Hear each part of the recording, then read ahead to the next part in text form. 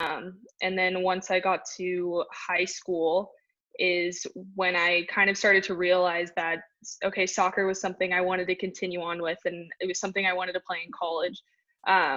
My two older sisters both, at the time when I figured this out, um, one was already in college playing soccer at the University of Kansas, and my other sister had already committed to play soccer at Nebraska. And so my family was very familiar with it, but they never really pressured me to do it. It was always if I wanted to do it, they were going to help me do it.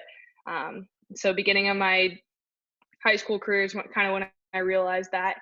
Um, and so I played for a club called Sporting Blue Valley. Sorry, sometimes I forget the name of it. Played in the ECNL league, which I'm not sure if you guys are familiar with it, but it was a very, very competitive league throughout the United States. Some of the top clubs in the United States all played in the ECNL league, faced some great competition. I think the one most notable is I used to play against Mallory Pugh in club. We were in the same conference in ECNL, so we would play each other twice a year. Now she's starting for the U.S. national team, so I always think that's pretty cool that I grew up playing against her. And then I'll go into recruiting process in a little bit, but eventually I decided to go to Nebraska. Got to play a year with my older sister, Sydney, which was really, really special for us. It's one of our favorite things to talk about. It was really cool because she was 3 years older than me, and so she was a senior when I was a freshman. And then I got to see her go on and continue and play in the NWSL. She originally signed with FC Kansas City, and then a year later they moved and became the Utah Royals. So she played there for 2 years, and she actually just retired. And so it was a really cool moment once I decided that I wanted to go into the league, and we had talked about, oh, we'll get to be in the league a year together. And unfortunately, that just didn't work out for her, and that's okay. But she's been super supportive, and now I'm training with North Carolina Courage and hoping to make the roster there with the NWSL. All right, so going into some of the topics that I had sent earlier, I think we'll start with the recruiting process. So I think there's a couple of you that are getting really close to the recruiting age. Am I right? A couple of you, yeah. So, the recruiting process is kind of all about what you make of it. Some people, it comes really naturally and easy to them, and for others, it's not. I kind of had it in the middle where because I had two older sisters who had already been through it, I had really great resources to kind of explain to me how it works and what to expect and what you should do, what you shouldn't do. But I had club teammates who they were the first kids in their family and they had no clue what to do. So that was definitely like a learning experience. And I think one of the biggest things first is, or that I always thought was like really helpful for me, before I ever contacted a school or anything, or started even looking into schools, I wrote down 5 things that were going to be really important for me that I wanted in a school and in a program. So for me, it was distance from home. I didn't want to go super duper far because I wanted my parents to be able to come to my games and visit. And if I needed to go home soon, then I had to be within driving distance. That was a huge thing for me. Might not be the same for everybody. Like I said, some of these, they're not going to be the exact same for everybody. It's kind of, you have to ask yourself these questions. So for me, it was distance from home. I wanted a soccer program that was going to make me better, and I wanted to be in a competitive league. And so that was something I really looked into. I also wanted a place that had really great academic support and was going to develop me outside of soccer as well, because, unfortunately, soccer is not always going to be in my life. And I wanted to be able to be prepared to have to go into the real world and work a real job and not be an athlete. And so I really wanted a place that was gonna help me develop in that. Another thing I really wanted, I wanted to go to a big school. That was just me. I kind of in from where I'm from in Kansas, I always went to a big high school, and I really liked that. And so for me, I wanted to go to a big university. And then my last one was originally when I went into college, I thought I was going to be a dentist after I was done playing soccer. And so I was also looking for a place that had a really great dental school. I didn't actually end up continuing on the dental path once I got to college, but that was something for me during the recruiting process that I was looking at. And so as I started uh, uh, playing more and getting more exposure and stuff like that, I started to realize, okay, I should start contacting coaches. I should invite them to my games, and just see who's interested. And so I always kept that list with me, and that's kind of how I started looking at some of the schools that would meet my criteria. And so originally it started out with I was emailing probably 10 coaches that were um, in the surrounding states around Kansas, because I had said I wanted to be close to home. Um, and so I contacted all of the major schools that were around here. And I started out with, hi, my name is Sinclaire. I'm really interested in your program. Here's a couple things about me, what position I play, what uh, team I play for, who's my coach, how to contact them. But then also was inviting them to soccer games. So like in the ECNL, we played, what were those called? Okay, well, they were like big tournaments at one central location, and that was where a lot of coaches were going to be, because most of the time soccer coaches try to go recruit at tournaments where there's a lot of teams, where they can see a lot of people in a short amount of time frame. So I always tried to email coaches and tell them about, hey, this is my schedule, this is what field I'm on, this is what time our game is at, this is my jersey number. So that was always a good way to start. And then usually after those games, I would try to follow up.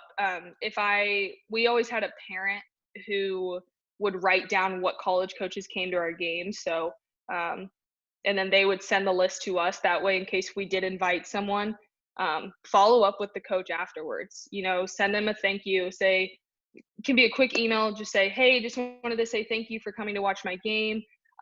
If there's any feedback you have, would you mind sending it to my coach?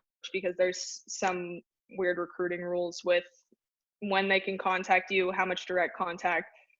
It's a lot of details on that. But that's a great way to just get started and let coaches know that you're interested and you're serious about the process. Coaches love to be able to provide feedback for players, but a lot of times players don't ask for it.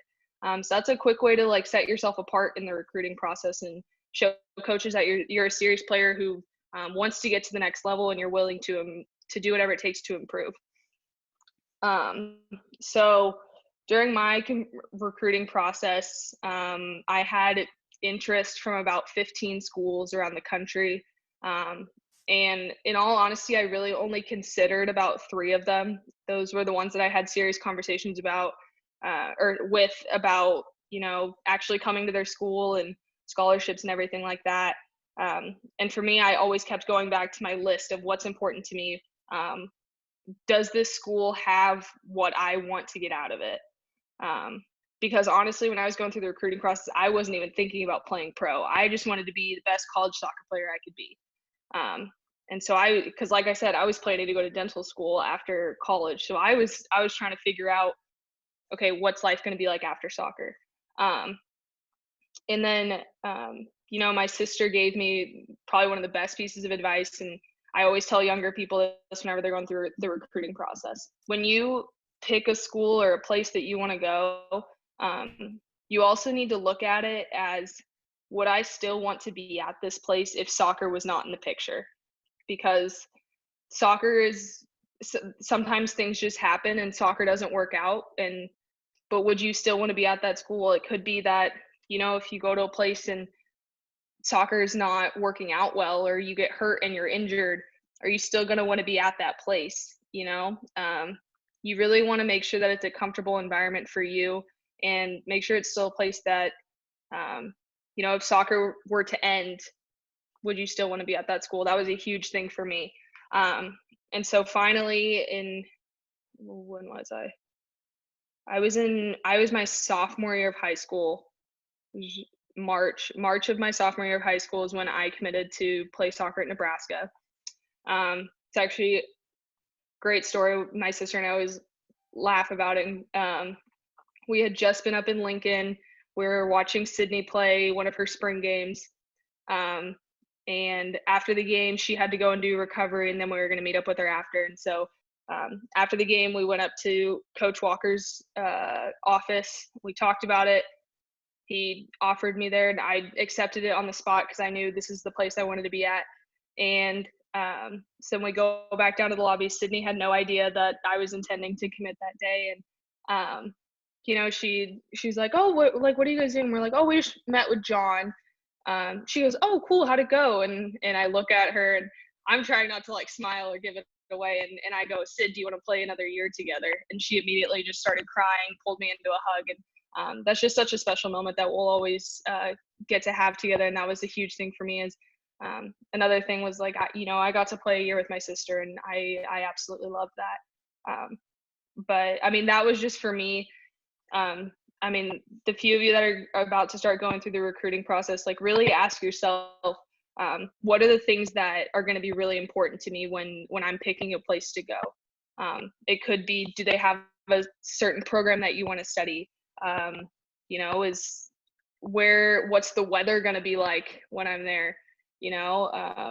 Some people really want to be in warm weather. Some people want to be in cold weather and have seasons. That's a big thing to consider because some of these places, their winters are worse than others. And then, distance from home too, that's another thing. Some people, usually when you go to college at some point, you might face a little bit of homesickness, some more than others. But that's a thing too, being able to go home on breaks, that's something seriously to consider. And so before you start contacting coaches, really make sure that you know what it is you want to look for in a school. And that's always been the biggest thing during the recruiting process. And I won't lie to you guys, it's stressful sometimes. Like, when you're playing in a game and you look over and you see your dream school coach on the sideline and you're like, oh my gosh, I hope I don't mess up. Or I hope he thinks I'm good enough to go to his school. I hope he wants me. These are thoughts that went through my head every single time I was on the field. But you kind of have to just trust in your ability, and also you kind of have to like block out the outside stuff and just focus on playing and being the player that you are, doing what you know how to do. That's a huge thing as well. Okay, what was my next topic? Okay, we'll go into utilizing other resources to improve. So this is something I really didn't learn until I went to college. I kind of just would rely on, I was an athletic kid. I played multiple sports, so I kind of developed a lot of different things. I played tennis all the way through high school, so my agility was really good. But once you get to college, it's a lot more, I think, on the mental and tactical side than what people realize in club and high school. And so there was 3 big things for me that really helped me improve in ways most people probably don't realize. So one of them, the biggest one, I think, is video, just watching soccer or watching yourself play soccer.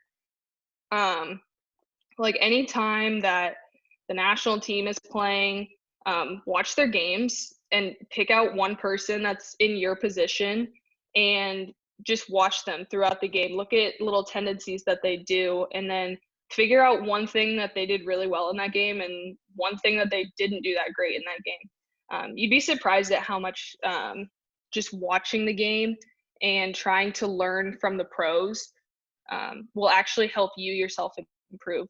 I always used to watch on the USA national team. I used to always watch Julie Ertz.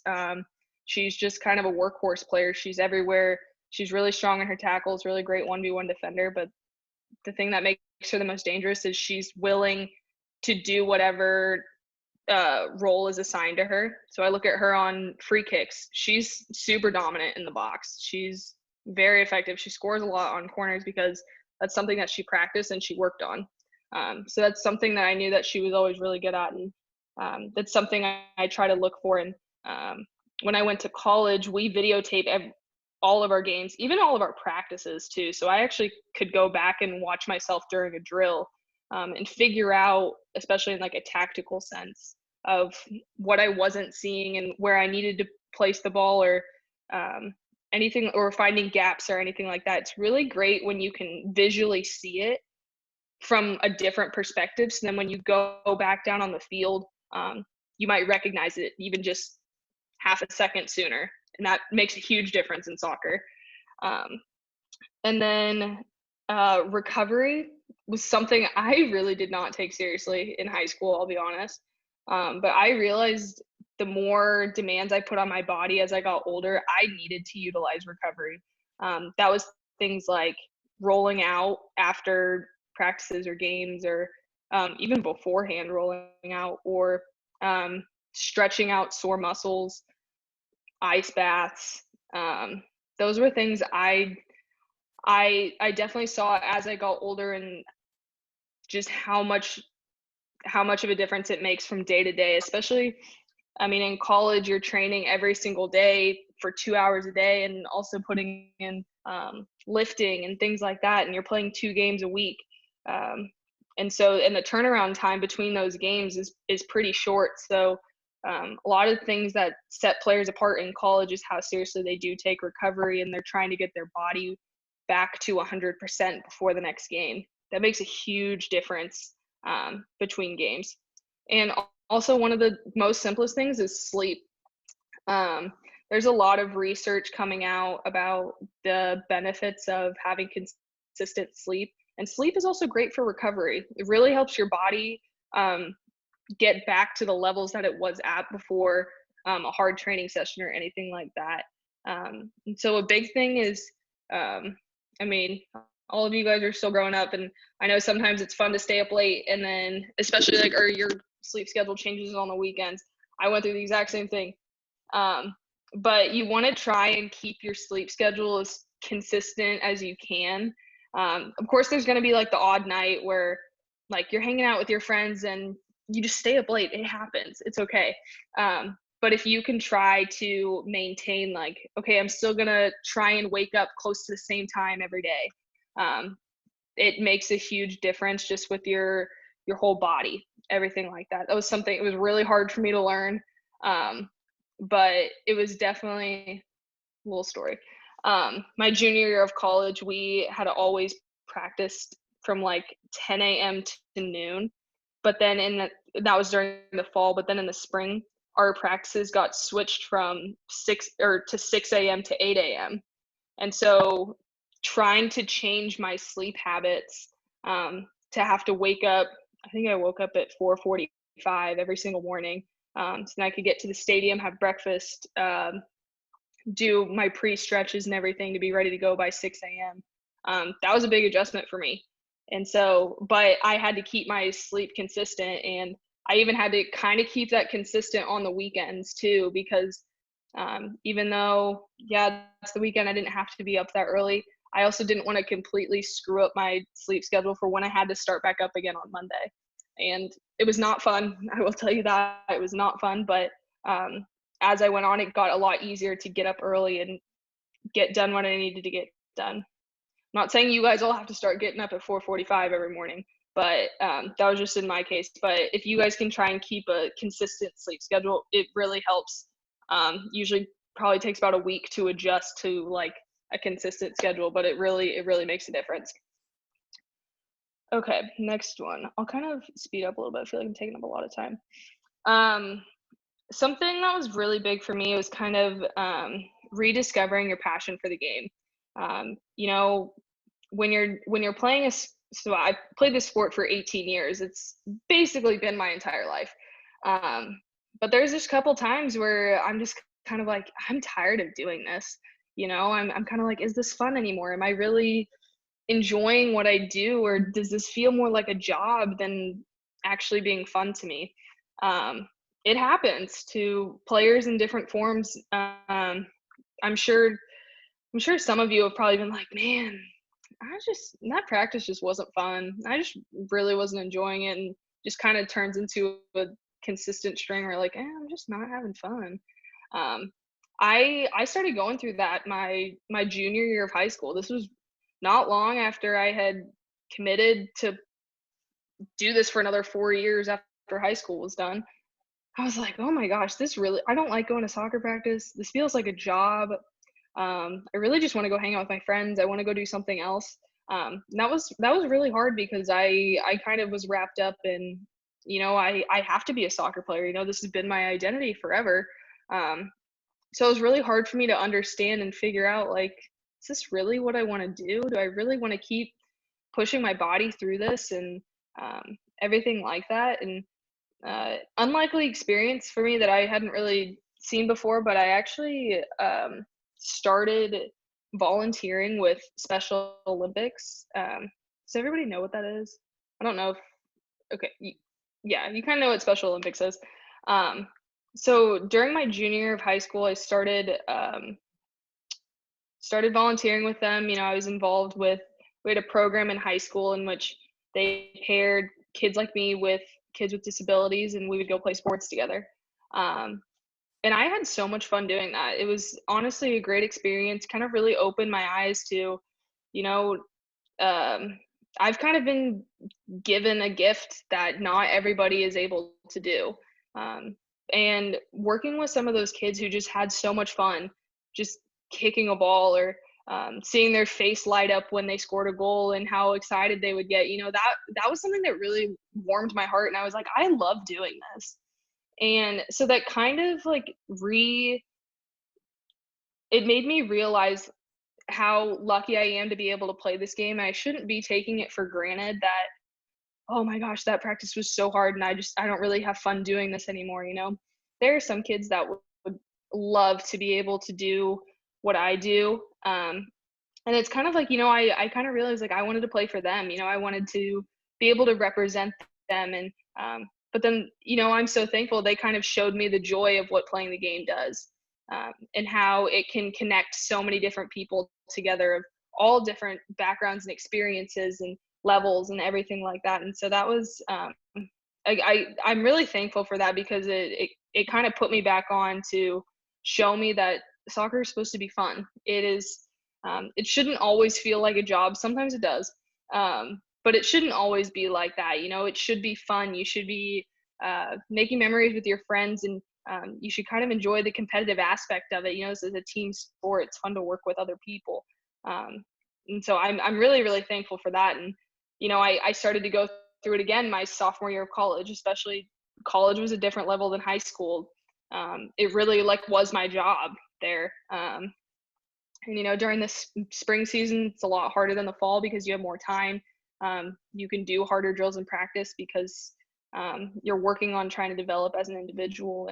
And again, I went back to what's going to make me realize that this is supposed to be fun. So I started volunteering with an adaptive PE program at one of the local high schools. It's pretty similar to Special Olympics. It's just in a high school setting. Started doing that, and then I started getting involved more with my athletic department.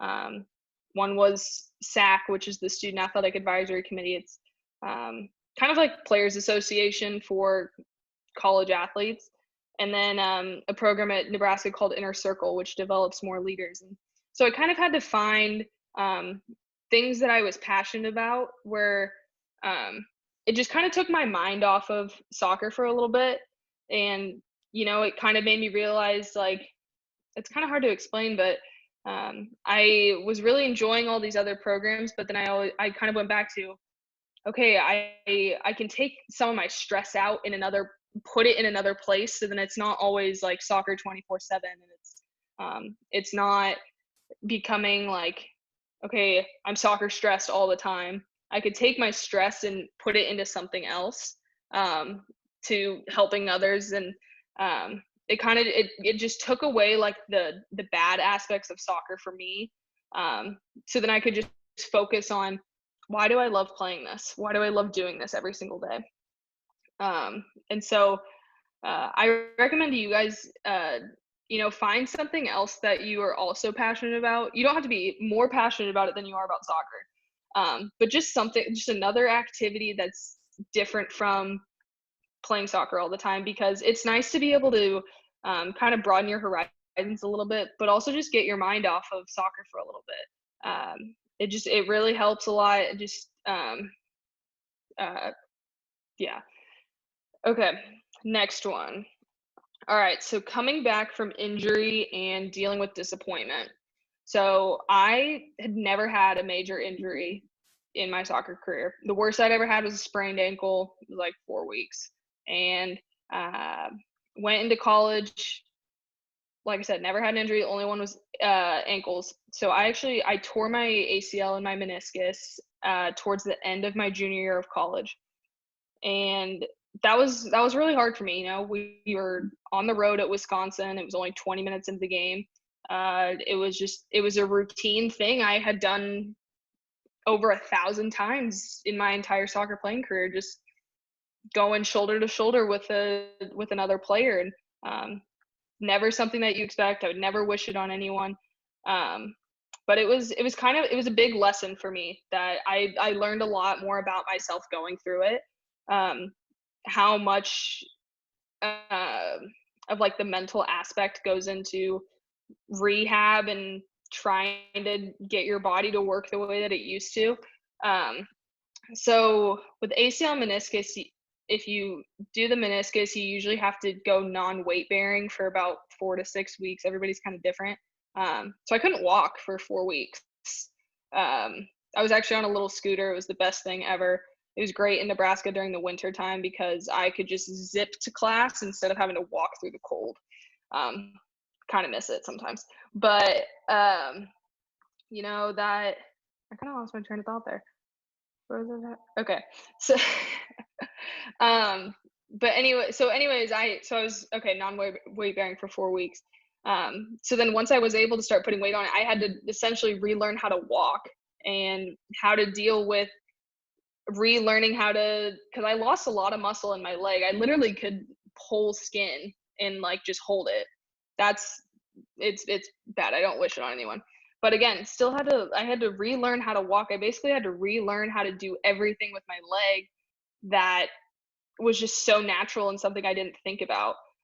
It was also my right leg, which was my dominant leg, and so I really had to depend on my left leg to be the strong one and help balance me and help support me and everything like that, which was just so odd to me. Um, but it's something that it's really, until you go through it yourself, you don't quite understand everything that goes through someone's head with it. I don't know if any of you guys have ever been through it or had a teammate that's gone through it, but it's a very difficult process and everybody's kind of different in how they process those kind of emotions that go through you. Um, like I said, I'd never been injured before, so I had no idea what it was like sitting on a sideline, not being able to play, not being able to really do a lot of things because I couldn't walk. So I had to have people open doors for me. I had to have people get my lunch for me. I'm a very independent person, so that was not something I was really comfortable with. But then also something at the same time as that was my junior year. I was having a great year of soccer. I was one of the top defenders in the Big Ten. We had at one point been ranked first in the conference, something Nebraska hadn't done in a really long time. And so I ended up missing the last 5 games of that season. And so I missed out on postseason, which was something we were fighting to get back into. And I throughout my whole rehab process, because it took me 9 months to get back out on the field, I missed out on spring training, when we always talk about spring practices are the most fun because that's just when everybody gets super good, and you just really see yourself grow as a player. I didn't get to have that. We went on a training trip that summer to Scotland, and I was still trying to get back on. I didn't get to play in any of those games in Scotland, and I was just the kid on the sidelines, just watching my teammates have fun playing against international talent. That was really hard, and it was something I had been looking forward to for so long. And um, you know, it's always but I think about it, it's like that whole process made me realize um how much I loved to play soccer and how badly I wanted to get back on the field. And that's kind of what my motivating factor to get through every single day of rehab was to get back on the field and play with my teammates. Um, and so kind of dealing with that disappointment and everything, um, I really tried hard not to show the emotion in front of my teammates because I was supposed to be the team captain. I was supposed to be the person that everybody looked up to, not have everybody look at me and see a broken player, see someone that was injured. Um, that was really hard for me to understand. And but you kind of, in those settings where if you're hurt or not playing, you want to realize and you want to understand how your role can change on a team and how you can become still an effective teammate and develop even when you're injured. So in my setting, I had never missed a game in college up until that point. And so I was a center back. We played a three back, so I played the middle one. Um, so the girl that had to go into that, she was a freshman, hadn't played in many games, had little to no experience, and she had to get thrown into a game. 20 minutes in and kind of be like, oh my gosh, like I don't know what I'm doing.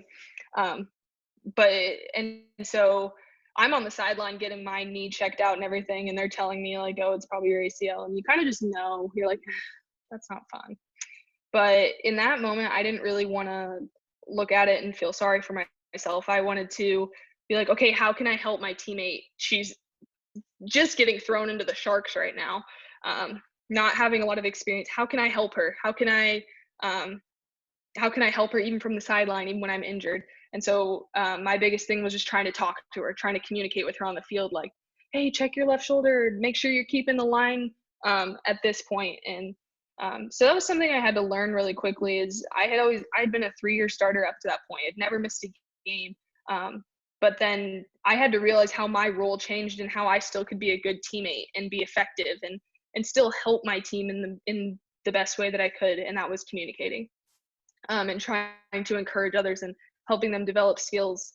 And so I continued to do that throughout the season, and even in the spring. I was at those practices. I was trying to talk to the girl who had stepped in for me, and even still helping her in practice, just say, hey, you need to look for this, like this so and so's open, or look for this gap to attack. Um, and that really actually even helped me while I was injured, because I was still keeping sharp on tactics and still learning the game, and still being able to notice everything that was going on the field. And I go back to those a couple of the things I talked about earlier, where it was utilizing different things to still improve. So while I couldn't kick a soccer ball, I couldn't run or anything like that, but I could still watch a video on practice. I could still watch game footage and still learn and everything like that. And so I could make a list for whenever I was cleared to do something. I could say, these are things I noticed. These are things that we need to improve on as a team. I'm going to do my best to try and help that. And so, when you get injured and you have to face some disappointment, there's always two ways you can go about it. You can be the person that sits there and feels sorry for themselves, or you can be the person that says, I'm going to come back even better from this, and I'm still going to improve. Might be out for 9 months, but that doesn't mean I still can't improve in those 9 months. And that was something really big for me. And some days were not great. I won't lie to you. There was a lot of tears shed, and honestly, it's okay to be sad when you get injured. It's not, nobody ever really wants to be injured, but still being a good teammate to others, but also like trusting your teammates to help you out too.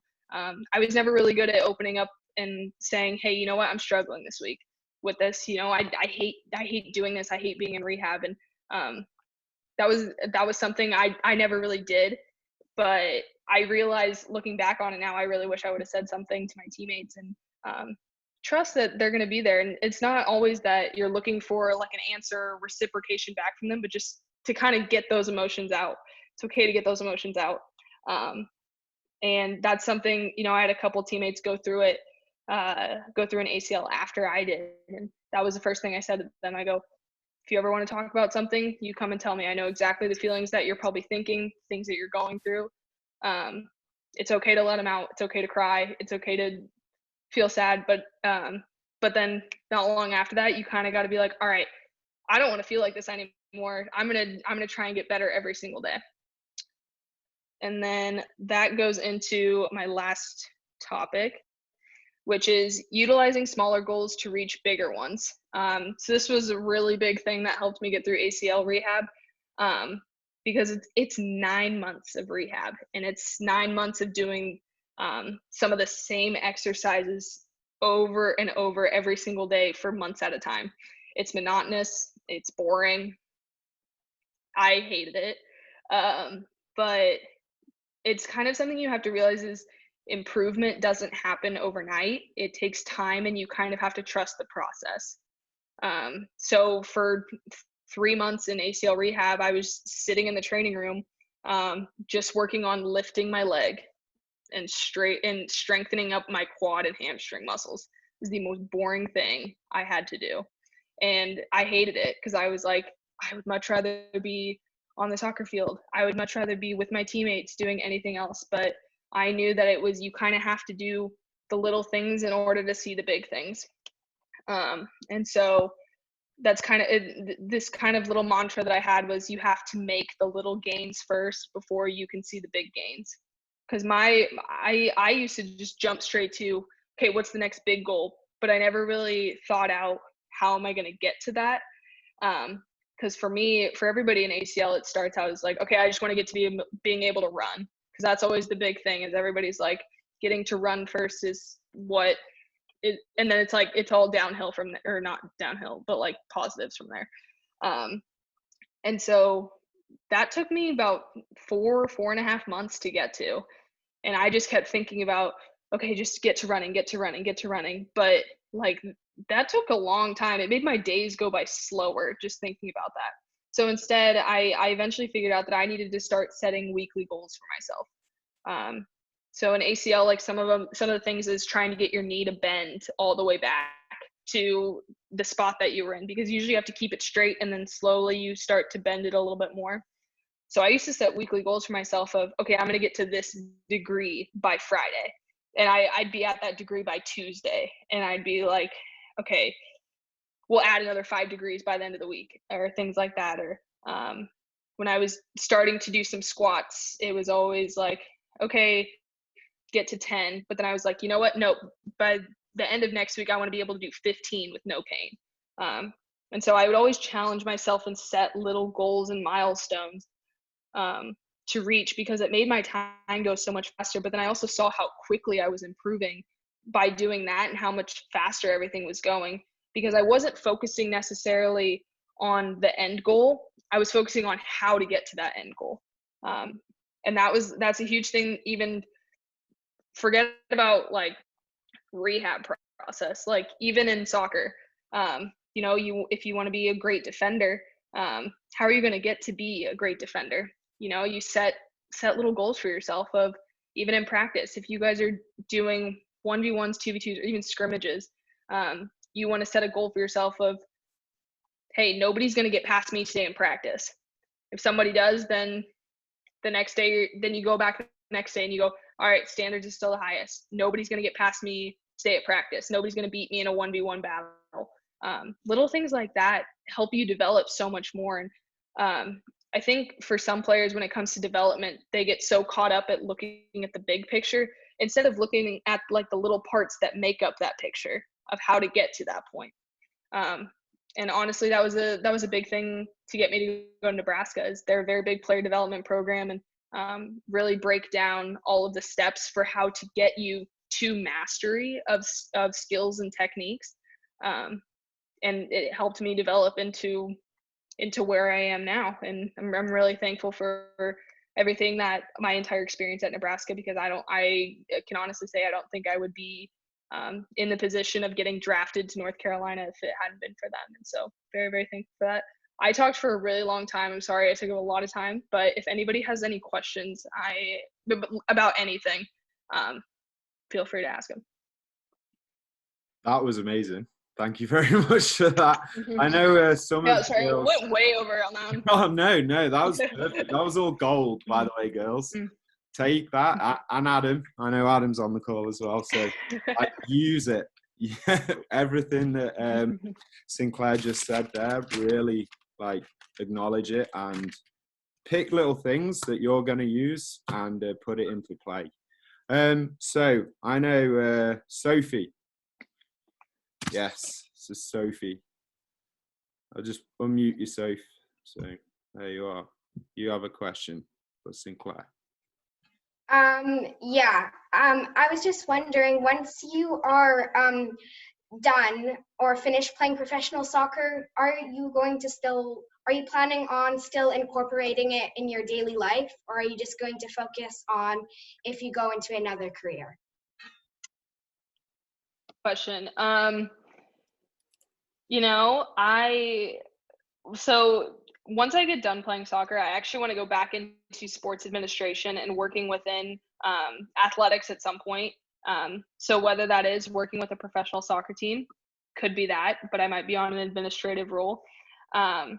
It could be that, but I also think about there's a lot of things that soccer has taught me and helped me develop certain skills that I can utilize for off the field. You know, soccer is a team sport, so teamwork is a huge thing. That's a transferable skill into my job and working with a team and working with others.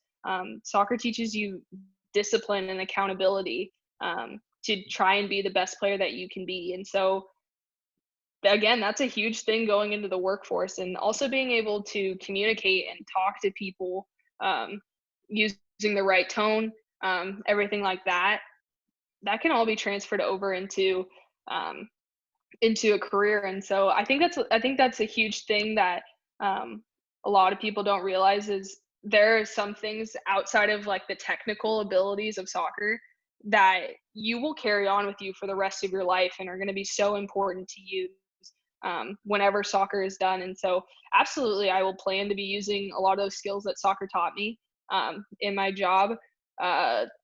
Probably once I'm done playing soccer, probably join some pickup leagues. I love the sport too much to be completely done with it whenever I'm done with playing competitively. Not sure I'll be going out and juggling every single day like I do now, but we'll see. But great question. Okay, Rhiannon. You touched base about regaining love for the game. Kind of talked about finding something else you're passionate for, and volunteering and stuff. Like right now, what can you do? 'Cause right now we can't really go volunteer, but what else can you do to make sure you still enjoy playing the game and not just making yourself do it as a ritual? Yeah. So I mean, just like things you can do right now. You know, sometimes it can. I mean, for me, it was like volunteering with soccer with another group, where it was more just focused on fun. But obviously, like you said, volunteering is kind of hard to go and do right now.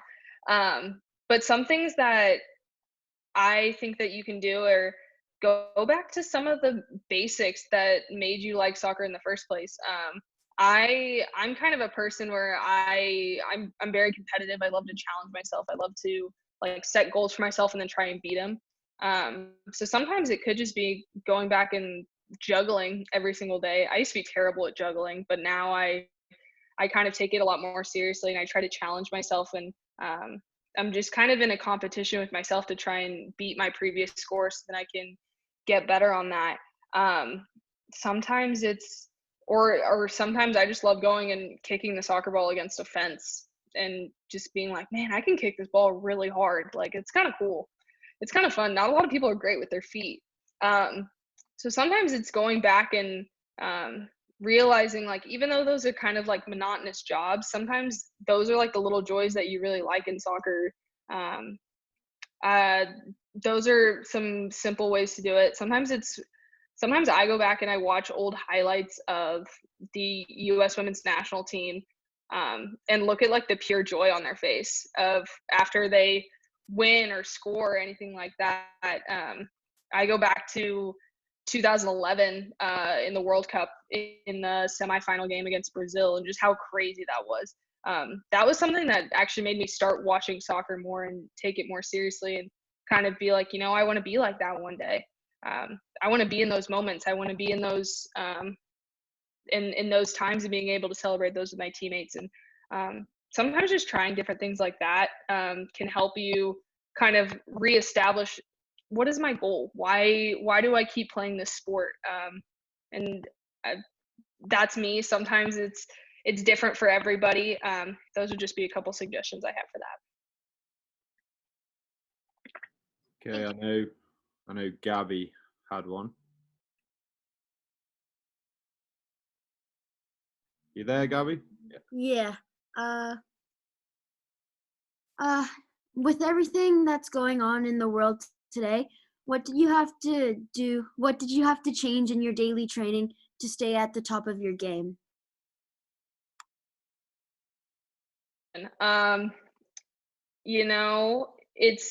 It's very different just because a lot of things for me are closed right now. So trying to find a field to train at, can't go to a gym right now to lift or anything like that. So sometimes it's just trying to be creative with what you have, and how you can do it. Because like North Carolina still sends us workouts to do on our own, just in our own spaces, and trying to figure out how to actually accomplish those, or it's actually kind of fun to figure out how I'm going to do like lifting with no weights at my house. And so sometimes you kind of have to get a little bit creative. And there's actually one girl on the North Carolina team. She actually posts a lot of her at-home workouts and how she's gotten creative with them on her Instagram. So I actually go and look at those and see how she does them, and then I try and do them in my own house. But so simple things like cardio, lifting, and things like that. I can still go outside and run around the neighborhood. So I try to do that as much as possible during the day. Lifting wise, sometimes it's putting textbooks or a ton of books in a backpack and using those to lift. Those actually get really heavy really fast, just FYI. But then for soccer skills, it's not like I can go to a field and play pickup soccer with anyone or anything like that. And so I try to focus on small technical abilities and making sure that my touch is staying sharp, that I can still control the ball. And then if by chance I do find a good field, still going and practicing on my ball striking ability is going to be a huge thing. And so like little things like juggling every day, setting out objects in my backyard and dribbling through them, or setting out one object in the yard and practicing on my 1v1 moves and how to beat a player from front to back, or even just putting something in the yard. And sometimes I practice my closing down for defending. It's sometimes just going back to the basics on some of those technical things. It's kind of how I'm staying sharp right now, but then also utilizing video, watching old soccer clips, going into a new team with North Carolina Courage. I've just been looking up some of their game highlights from the previous season, so then I can understand their style of play and certain areas that they look to attack and just tendencies like that. It's a quick way for me to stay sharp, and whenever they call me back for whenever we can start training camp again, I'll be confident going in that I understand the style of play that they want to do. Thank you. Do you have time for a couple more? Perfect. Nora, that's right, isn't it? Yeah, Nora. I just have a question for what's going on in the world right now. How are you keeping in touch with your team, and are you Zoom calling and practicing on Zoom, or? We have conference calls at least once a week. Sometimes we have 2 or 3 times a week. Um, and then actually sometimes we do Zoom calls and we just kind of do a fun activity together. The last one we did a Kahoot where everybody sent in random facts about them that other people probably wouldn't know, and we were all trying to guess who it was. So that was actually a lot of fun. But so we had everybody on Zoom, and then you were playing on your phone so you could hear everybody's reactions. So yeah, just trying to even do fun little games with the team and everything like that, just so it's nice to be able to talk to people outside your household. So yeah, we definitely try to use Zoom. We try to use conference calling and to do updates on everything like that.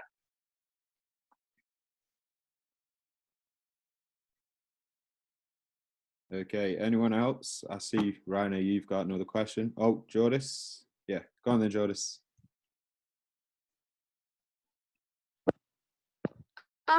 What made you want to become a defender, like a center back? Great question. So funny story.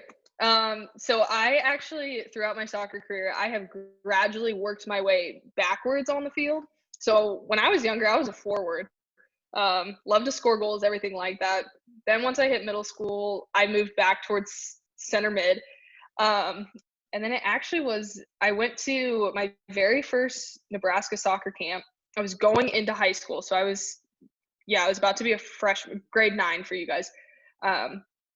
And we were doing this drill, and Coach Walker had pulled me up with all of the recruits that were going to be going there the next year. So it was actually my older sister. And I did really, really well in this drill. And when I was off, he comes over and he's like, "All right, so what position do you play?" And I was like, "Oh, I'm a center mid." And he was like asking me about my coaches and everything like that. And he goes, "You know what? I think you'd make a really great defender. I think you'd be better suited as a center back." And I was like, "Defense? No, could never be me. I like to score goals too much." So then I went back home, and my club had just merged with another club. I started playing for Vlatko Andonovski, who's now the U.S. Women's National Team coach. And he kind of told me the same thing. He's like, you kind of have a little bit of a defensive mindset, kind of like to see everything in front of you. He goes, "I really think center back would be a great move for you." And at the time when we merged with the clubs, there was an overload of center mids on our team. And so I was looking for an opportunity of like, I want to be on the field. And I was like, okay, I'll move back to center back. And it kind of just worked out well for me in that sense. I kind of developed to learn, or I learned to like the defensive mindset, and I love to organize things. So it actually like really helped out in my favor, because on the field as a center back, I'm organizing people. I can see everything in front of me. I can help people understand on where we need to attack. And so it wasn't really like I decided I really wanted to go be a center back. It was kind of like people kept telling me I should consider it. And it kind of just worked out that way for me. But, I love it now. I'm going to be honest, I don't think I would have made it in college as a center mid. It's a lot of running. But I kind of like the spot that I'm in right now. And it just honestly worked out for me that way. Thank you. Last one then, Ava. I know you've been keen to ask one. What do you think about nutrition? Like, do you have any good pre-game meals? That was another area I thought about talking on, but I was like, I already said a lot. Nutrition is huge. It's not something, again, a lot of the stuff I really didn't learn until I went to college. I didn't realize how big of a difference it makes. So before every college game, I would eat a big meal about 3.5 hours before the start of game time. And I was loading up on carbs and protein, because those provide energy stores for you. So then when you go play the game, you're not going to run out of energy. But then I was eating it that early, so then I wouldn't feel like I had a full stomach on me. I didn't feel like I was like, when you eat a big meal and you try to run, it's you kind of feel heavy, and it just so great. This kind of gave a chance to drinking a lot of water. But also that's like day before a game too. Make sure you're drinking plenty of water, staying hydrated.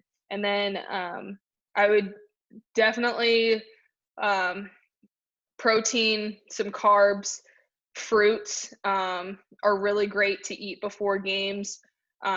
Sometimes sandwiches are great too. I knew people that would eat sandwiches 3.5 hours before games at our pregame meals.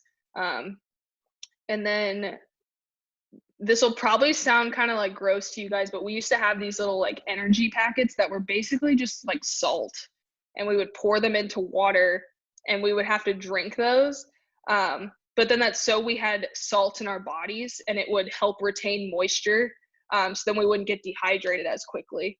But some of that stuff was kind of just trial and error for me. I had to figure out what worked for my body, and because sometimes the things that worked for me did not work well for other people. So sometimes it's just trial and error, but definitely nutrition is a big thing. If you guys can start developing good habits on that early on, it'll make a huge difference in your guys' game. Thank you. Perfect. Questions?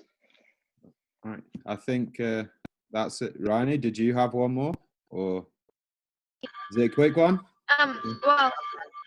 Well, yeah, I was just gonna say, like, how do you stay like self-motivated when like you go out to play like soccer, but like you're by yourself and your team's not with you, your coach isn't with you.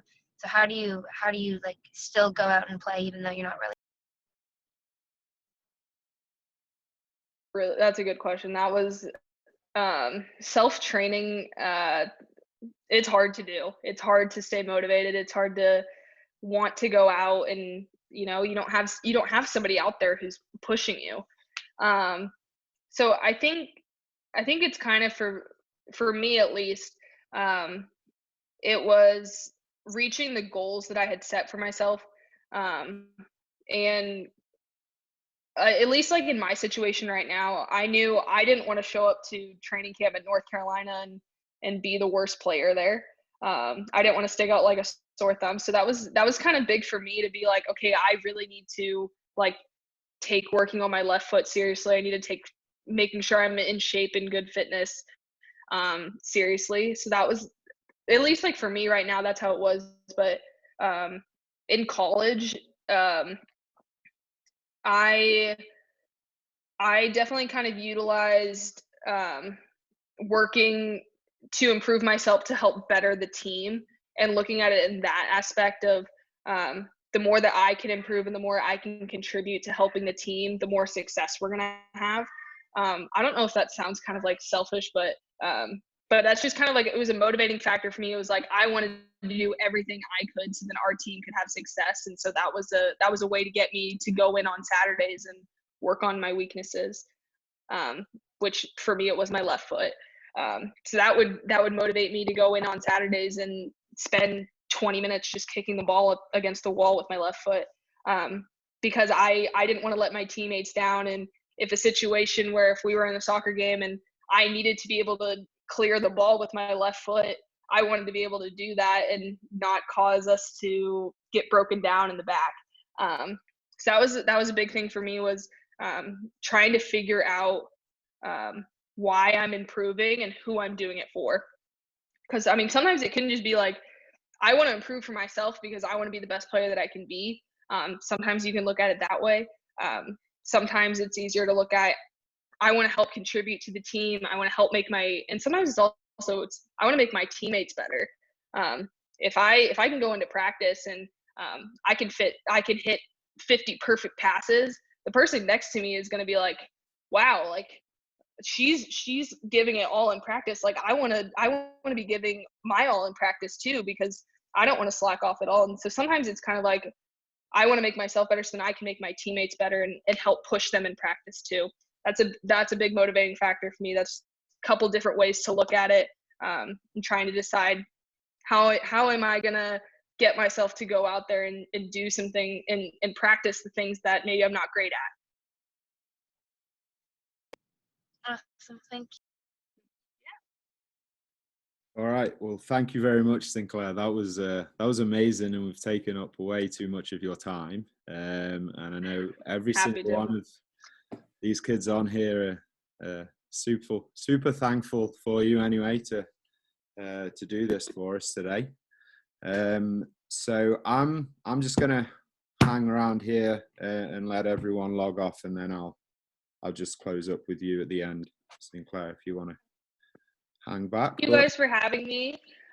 If any of you guys have questions that we didn't have time for to answer, if you guys just want to send them to Harry, and then Harry will send them to me, I'd be glad to answer them, or anything like that. But thank you guys again. I look forward to seeing some of you guys at the professional ranks in a couple years.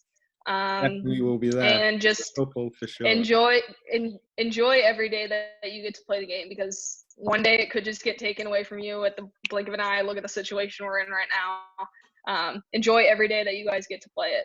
That's the best piece of advice I can give you guys.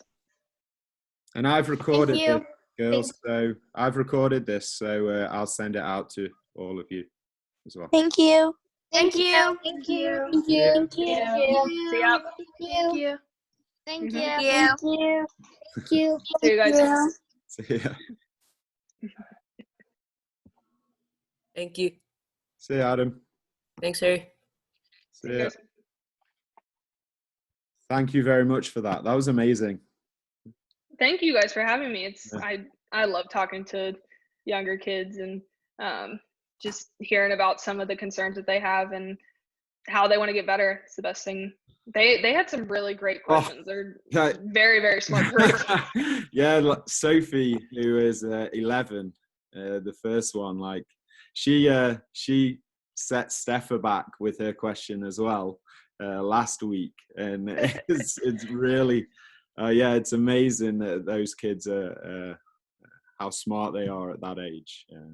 Pretty amazing, and the love. I mean, for the game I've been doing a couple Zoom calls with a couple other younger teams. They're a little bit younger than probably the youngest here, but all the questions are like, do you have a dog? Like, what do you do in your free time? And so, I mean, not that I was expecting those kind of questions, but I was really blown away by it. Some of the questions that they were asking, I was not prepared for those. Yeah, well, I think it's so important for them at their age, especially, and it puts them a step ahead of all the other kids, having already spoken to people like Steph and yourself, who are where they want to be. Right, I think it gives them a good shot at it for the future.